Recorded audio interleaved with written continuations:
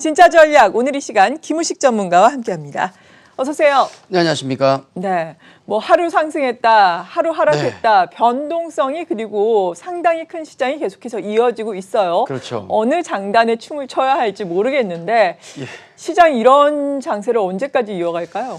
그러게 지금 춤출 분위기인지 모르겠습니다. 네. 진짜 어느 장단에 춤을 춰야 될지 모르겠는데 아침에 방송국 오는 시간에 하나 느낀 게 있는데 계절이 많이 바뀌었구나. 아, 맞아요. 같은 시간대에 오는데도 날이 훤하더라고요. 네, 해가 좀 그래서, 일찍 뜨더라고요. 예. 그래서 이제 봄이 오는가 하는 생각이 들었는데 계절이 바뀌듯이 시장도 지금은 바뀌는 것 같습니다. 네. 뭔가 큰 변화가 오고 있는데 제가 그 시장 판단 기준으로 이제 한 3가지 정도를 보여드리고 있지 않습니까? 이제 코로나 관련된 얘기를 말씀드리고 또 고객 예탁금, 연준의 어떤 스탠스 이런 부분에 있어서 이제 어떤 변화가 있는가에 따라서 시장을 체크를 하고 있는데 전체 판은 깨지지 않은 것 같은데 약간씩 미세하게 뭔가 변화가 오고 있다는 말씀을 네. 계속 드렸지 않습니까? 그런 부분을 체크해 봐야 되겠는데 우선 변이 코로나 관련해서 이제 코로나 부분은 완연하게 좋아지고 있는 모습이 보입니다. 완연하게라고 하긴 그렇지만은 좀 뚜렷하게 변화가 오고 있다. 이런 부분은 긍정적인 부분이 되겠죠. 미국이든 유럽이든 마찬가지가 되겠고. 고객 예탁금, 우리 시장에 작년부터 지금까지 주도했던 가장 큰 수급 세력은 역시 개인 투자자입니다. 개인 투자자분들의 탄알이라고 할 수 있는 고객 예탁금을 사실 그림을 좀 보여드리면은 최근에 여기도 변화가 계속 오고 있죠. 줄어들고 있네요. 안 좋은 부분이죠. 예, 그렇죠. 탄알이 줄어드니까 지난 한 1월 정도에 74조라는 가장 큰 고객 예탁금이 이제 쌓였다 그러면은 그 이후로부터 해서 이제 한 63조대로 이렇게 내려오고 있어요. 그래서 한 10조 이상이 빠져나갔는데 빠져나간 게 아니고 주식을 매수한 게 대부분이었고 돈이 다만 들어오는 속도 자체가 이 뒤에 이제 작년부터 올라오던 이 속도는 못 따라가는 거죠. 네. 거기다가 연기금 쪽의 매도는 지금 계속되고 있지 않습니까? 맞아요. 그래서 개인 투자자 입장에서 우리가 굳이 연기금에 특히 이제 국민연금에 어떤 그런 매물을 받아줄 총알바지가 될 필요가 뭐가 있겠는가라는 생각을 할 수밖에 없고 시장도 지지부진하다 보니까 이제 증시로 유입되는 고객 예탁금 속도가 굉장히 뚝 떨어지고 있다는 거. 요 부분 아마 국민연금은 지금 기사도 나오고 있지만은 자산 배분 전략을 바꿀 수도 있다 정도 거기까지 네. 얘기는 나오는 것 같아요. 왜냐하면 기금 회의가 빠르면 이번 달 말이든 아니면 한 5월 전에 한번 있을 것 같다는 얘기가 있고 기금 회의가 있을 때 자산 배분 전략에 약간 어떤 변화가 있을 수도 있다 그러는데 뭐 아직은 두고 봐야 되는 문제고요. 그렇죠. 예, 해서 계산상으로 놓고 본다 그러면 지금도 20조가 좀 넘는 금액을 팔아야 되는 상황입니다. 이대로만 간다 그러면. 해서 그런 부분이 누르고 있기 때문에 굳이 개인 투자자들이 이걸 바칠 필요가 없겠죠. 무조건 팔아야 된다면 그걸 누가 바치겠습니까? 맞아요.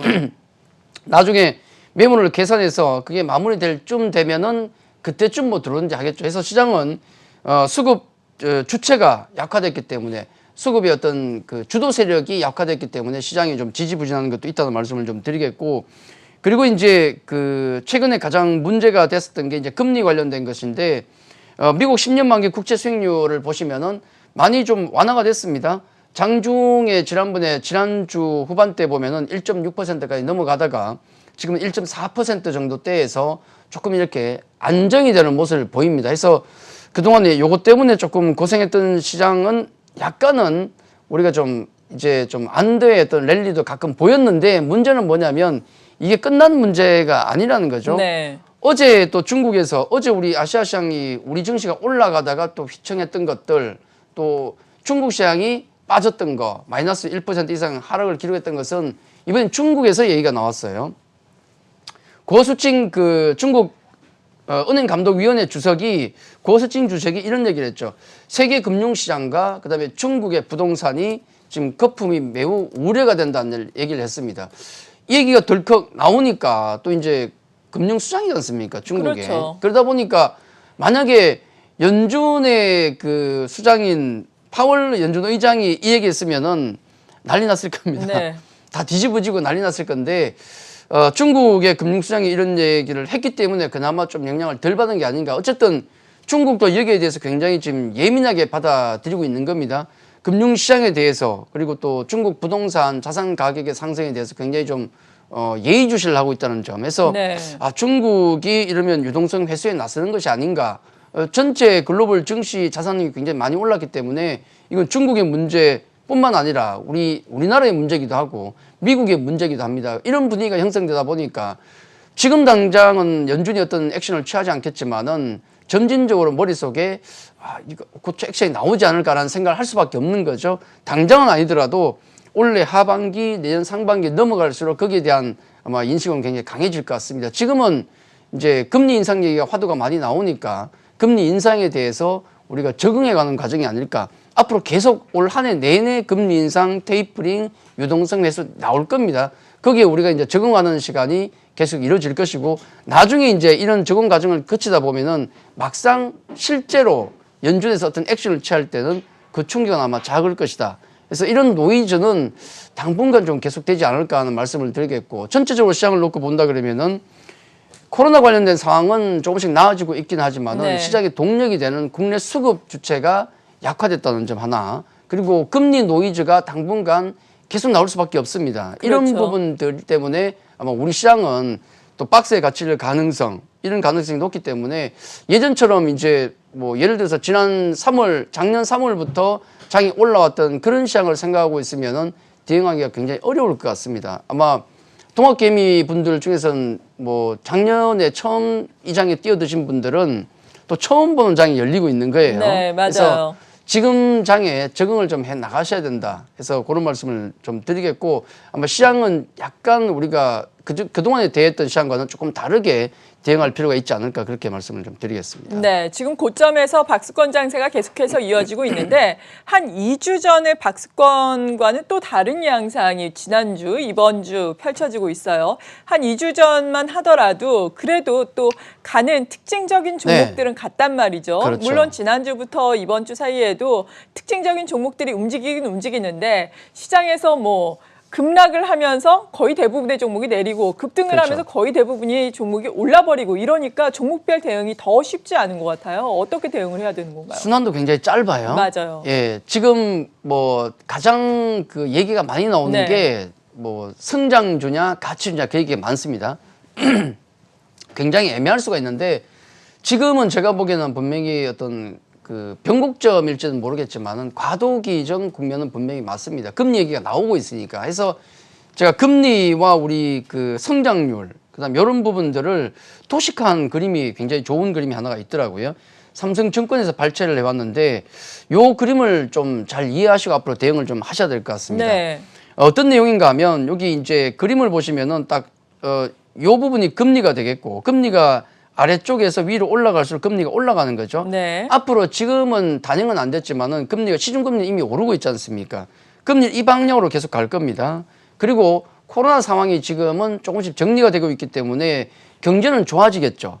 마이너스 경제 쪽에서 경제가 올라갈 겁니다. 이게 PMI 수치로 나오는 건데 네. 경기는 이렇게 좋아질 것이고 그다음에 금리는 이렇게 올라가는 방향으로 갈 겁니다. 지금 위치는 어디냐면 우리가 여기쯤에 있을 겁니다. 그래서 가장 그동안 작년부터 각광을 받았던 게 뭐냐면 성장주들이 각광을 많이 받았거든요. 특히 성장주 중에서 가장 고밸류주가 뭡니까? 헬스케어. 그리고 IT. 반도체는 조금 떼고 볼 필요가 있습니다만은 이 헬스케어와 IT. 필수 소비재도 아무래도 각광을 받을 수밖에 없죠. 필수 소비재라 그러면 좀 쉽게 말씀드리면 그냥 밥이라 생각하시면 돼요. 경기가 좋든 말든 우리는 무조건 먹어야 됩니다. 네. 필수 소비재, IT, 헬스케어가 그동안은 조금 각광을 받았다 그렇게 본다 그러면 이미 바이오 쪽은 불꽃이 굉장히 많이 사그러들지 않습니까? 이게 이 방향으로 가고 있는 거예요. 결국은 이 종국전 이 방향으로 가는 건데 그럼 지금 위치에서 우리가 관심을 가져야 될 섹터가 어디냐면 금리는 서서히 올라가는 방향으로 갈 것이고 경기는 좋아지니까 경기 소비재 쪽으로 아마 지금은 방향이 좀 가고 있습니다. 첫째로. 그리고 산업재 쪽으로 그다음에 소재 쪽으로 마지막으로 보면은 금융 쪽으로 이런 방향으로 가는 겁니다. 지금 네. 금융 대형주를 잡는다 그러면 조금 빠를 수도 있어요. 아, 빠르다. 예, 조금 빠를 수 있으니까 요건 속도를 하반기 넘어가면서 집중적으로 관심을 가지는 게 좋고 지금 가장 가까이 있는 것은 경기 소비재. 그러니까 경기가 좋아지면서 뭔가 우리가 써야 될 것들 이런 부분들 예를 들어서 자동차는 사실 필요 없지 않습니까? 막말로 네. 좀 심하게 말씀드리면 밥 잘 먹고 그다음에 뭐 지하철 타고 다니면 되죠. 그렇죠. 뭐 막말로. 타도 되고. 예. 예. 여행도 마찬가지예요. 여행 안 가면 됩니다. 밥만 먹고 살면 되니까. 그다음에 쇼핑. 그건 이제 백화점 같은 게 되겠고. 그다음에 예를 들어 컨텐츠라든지 게임 같은 경우도 안 쓰면 그만이에요. 네. 밥만 먹고 살면 되니까. 해서 경기가 좋아지면서 늘어나는 것들. 이게 경기 소비재인데 이게 바로 자동차라든지 그다음에 백화점 또 여행주라든지 이런 부분에 해당되는데 이쪽에 약간 무게감을 조금 두고 가는 게 좋겠고 아까 산업재라고 나오는데 이거는 항공이라든지 이런 부분을 얘기하는 거죠. 또 소재 부분도 지금 최근에 조금 움직이는 모습이 보이고 결국은 이 경기가 좋아지고 금리가 올라가게 되면 대형 금융주 쪽으로 이렇게 올라가는 흐름이 보이는데 요 방향을 좀 기억하시는 게 좋을 것 같습니다. 네. 그러니까 최근에 작년에 각광을 받았던 그런 성장주들 같은 경우는 조금 조심하는 게 좋고요. 왜냐하면 테슬라 같은 경우도 간밤에 또 빠졌죠. 그렇죠. 고점에서 25% 이상 빠졌거든요. 가장 특징적인 게 뭐냐면 또 테슬라 관련해서 이건 따로 말씀드릴 부분이긴 한데 네. 테슬라의 상승과 간밤에 가장 큰 특징이 다른 모습을 보인 게 뭐냐면 GM이라든지 포드는 올랐어요. 아, 요즘에 주가의 반대로. 흐름 상당히 그렇죠. 좋죠. 52주 최고가. 그렇죠. 테슬라는 내려가는 반면에 GM이나 포드는 올라가더라. 전통적인 가치들이 올라가더라는 얘기입니다. 근데 사실은 전통주가 아니고 얘들도 지금 전기차를 다 만들거든요. 맞아요. 예, 볼보도 한 10년 후에 다 전기차만 하겠다라고 네. 얘기를 하고 있습니다. 그래서 테슬라 입장에서 놓고 본다 그러면은 이제 혼자가 아니고 강력한 경쟁 상대가 나타났기 때문에 그런 부분도 있겠지만은 성장주 자체가 지금은 꺾이고 있는 게 분명히 나오고 있습니다. 그 부분을 반드시 감안하시고 특히 바이오주 같은 경우는 성장주 중에 성장주지 않습니까? 지금도 힘들지만은 아마 하반기 넘어갈수록 힘을 쓰기가 쉽지 않을 것이다. 네. 그래서 하반기 갈수록 가치주 쪽에 힘을 좀 주는 게 좋다. 물론 그것 때문에 성장주가 지금 바로 끝난다는 게 아니고 서서히 이 국면이 넘어가는 겁니다. 그래서 이제 IT 헬스케어 필수 소비재에서 경기 소비재로 산업재로 소비재로 금융주로 이렇게 넘어가는 국면이라는 것을 반드시 기억하고 우리가 대응하는 네. 게 좋지 않을까. 차차 그렇게 대응하시면 될 것 같습니다. 그 부분을 꼭 말씀드리고 좀 넘어가도록 하겠습니다. 네, 그렇다면 저희가 3C와 관련해서 네. 우리가 3C로 또 유망 섹터를 나눠보면서 유망 종목을 제시를 해드리고 있는데 이들 종목에 대한 관심은 계속해서 유효한 건가요? 유연합니다. 예. 근데 이제 오늘 제가 말씀드리고 싶은 것은 아마 이제 3C 컨셉으로 제가 3월 말부터 말씀을 드렸는데 이제 이 포트폴리오는 10월 서서히 말부터. 예. 해체를 해야 되지 않을까. 이제는 좀 해체를 해야 되지 않을까 하는 말씀을 드립니다. 왜냐하면 지금 여기 제가 3C 컨셉으로 가져온 게 네. 10월 말부터 이 포트폴리오를 종목 조금씩 바뀌지만은 메인은 유지가 됐거든요. 이제 경기 민감 섹터의 C, 시크리컬과 그다음에 컨택주의 C, 그다음에 컨센 상향의 C 세 개의 섹터의 어떤 종목들을 10월 말부터 말씀드렸는데 네.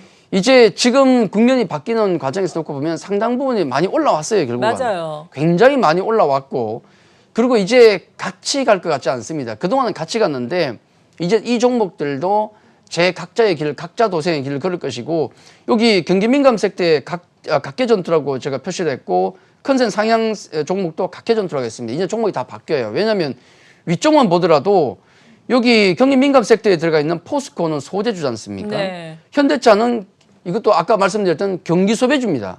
근데 뒤쪽을 보시면 요 금융주고 요것도 약간 그 소재주인데 삼성전자와 LG전자는 또 IT주지 않습니까? 그렇게 놓고 보면 이제는 같이 갈 수 있는 국면은 아니다. 따로 떼서 놓고 보는 게 좋겠다는 말씀을 좀 드리고 그리고 경기 소비주를 좀 보자고 말씀드렸는데 컨택주들 보시면은 대부분이 거기에 해당됩니다. 아까 말씀드렸던 여행주, 네. 엔터, 항공, 이게 산업재죠. 카지노, 유통 다 거기에 해당되죠. 해서 이런 섹터들 같은 경우는 아직은 관심을 가져도 된다는 것이고 컨센 상향 종목들 같은 경우도 보시면은 시세를 많이 낸 종목들은 제가 지난주에 말씀드렸죠. 익절가를 정하라고. 많이 올란 종목들 같은 경우도 어느 정도가 밀리면은 내가 이제 차익 실현을 할 것인가를 감안하고 있어야 됩니다. 네, 그래서 본인의 기준에 맞춰서. 그럼요. 이 종목들도 많이 오는 종목도 있고 좀 처지는 종목들이 있겠지만은 아마 여기도 이제는 각자 도생을 할 겁니다. 각계전투식으로 갈 거기 때문에 3C 관련주들이 지난 10월 말부터 지금까지 굉장히 좋은 성과를 좋았어요. 보였는데 이제는 종목들이 각자의 길을 갈 것이다. 저는 그렇게 말씀드리겠고 제가 빨갛게 표시해드린 종목들 특히 이 종목들이 중심이 돼야 되는 거죠. 포스코라든지 현대차, 여행주, 엔터항공, 카지노 유통. 카지노 얘기가 나왔지만은 한 가지만 첨언을 하면 네. 또 중국 얘기 좀 나오고 있어요. 지금 양해가 시작되는데 지금 한한령 해제 얘기가 또 나오고 있습니다. 지난주에 게임 관련된 이슈가 하나 있었고 한우, 예. 그리고 또 어저께 나온 뉴스가 하나 있는데 뭐냐면 그 엑소의 멤버죠. 엑소 멤버 한 명이 그 영화를 그때 4년 전에 찍었었는데 4년 전에. 네. 세훈이죠. 4년 전에 찍은 걸 이제 개봉한답니다. 뭐 개봉을 못 하다가. 그렇죠. 예. 근데 개봉이 중요한 게 아니라 홍보를 어떻게 하냐면 한국의 엑소 멤버가 주연인 영화다 이렇게 그렇게 홍보를 한대요. 네. 그걸 보고는 야, 이거 한한령이 이제 풀리는 거 아니냐라는 제가 보기에 이제껏 들었던 것 중에서는 가장 강력한 신호긴 합니다. 네. 근데 계속 지금 양치기 소년 같은 모습을 보였기 때문에 한꺼번에 풀 것 같지는 않습니다. 어쨌든 지금 지난주와 이번 주에 한한령 해제에 관련된 뉴스가 2번 중복해서 나왔거든요. 그래서 중국주 단기적으로 조금 보시는 것도 좋겠지만은 제가 보기에 그것보다는 아까 말씀드린 그 컨셉, 이제 포스코라든지 현대차, 그다음에 여행 엔터, 항공, 카지노 유통, 그리고 이제 금융 쪽, 금융 대형주는 조금 빠르다는 생각이 들어요. 네. 그래서 오늘은 제가 따로 특이점이 온 종목 하나를 좀 말씀을 드리겠는데 미래셋 벤처 투자입니다. 네. 처음 가지고 오신 종목인 것 예, 같아요. 요 종목 잠깐은 한 번씩 소개시켜 드린 적이 있지만 자세한 말씀은 제가 안 드렸는데 네. 요런 차트 흐름을 보이고 있어요. 굉장히 견고합니다. 최근에 장이 흔들림에도 불구하고 견고한 흐름을 그러네요. 보여주는데 실적 자체가 좀 워낙에 좋습니다. 실적 자체가 워낙에 좋은데 작년에 이 회사가 이 V10 회사죠. 벤처 투자 회사가 되겠는데 작년에도 투자한 회사들 한 5개 정도를 상장을 시켰어요. 네. 올해도 또 그렇게 할 것이고 지금 한 10여 개 종목을 회사를 상장시킬 준비를 하고 있는데 당장 이번 주에 네오 이뮨텍이라는 이 회사 바이오 회사거든요. 요즘 얘기 많이 나오더라고요. 네, 이 회사 같은 경우가 이제 상장을 앞두고 있고 청약이 있을 겁니다. 3월에 상장이 될 건데 여기에 미래셋 벤처 투자가 그때 얼마를 투자했냐면 한 47억 정도를 투자해서 지금 네. 지분 5%를 갖고 있습니다. 그러면 지금 상장 그 공모가가 나온 걸 보니까 굉장히 세게 나왔어요. 기관 수요 예측 경쟁률이 1374대 1입니다. 네. 굉장히 강하고 해서 수요 예측을 해보니까 상단을 넘어선 7,500원을 나왔는데 아마 상장 이후에 주가 흐름도 좋을 것 같습니다. 그걸 감안하면 아마 투자 금액의 한 10배 정도를 챙길 것 같은데 와, 네. 이런 것들이 굉장히 많습니다. 그래서 미래셋 벤처 투자 같은 경우가 실적도 좋고 또 대형 금융주는 지금 조금 부담이 되니까 이런 좀 작은 끼가 있는 어떤 그런 이런 그 금융주 거기다가 특히 이번 주에 네오 이뮨텍이 청약이 있기 때문에 아마 이번 달에 관련된 얘기가 많이 나올 겁니다. 만약에 이 종목이 좋은 흐름을 보이면은 지분을 가지고 있는 미래셋 벤처 투자 같은 경우도 또 단기적으로 충분히 모멘텀이 될 수 있다는 거죠. 그래서 네. 중장기를 보더라도 실적 흐름이 워낙에 좋고 또 단기적인 어떤 모멘텀 같은 경우도 좋기 때문에 이 종목도 이번 주에 한번 관심 가져보는 것도 괜찮겠다.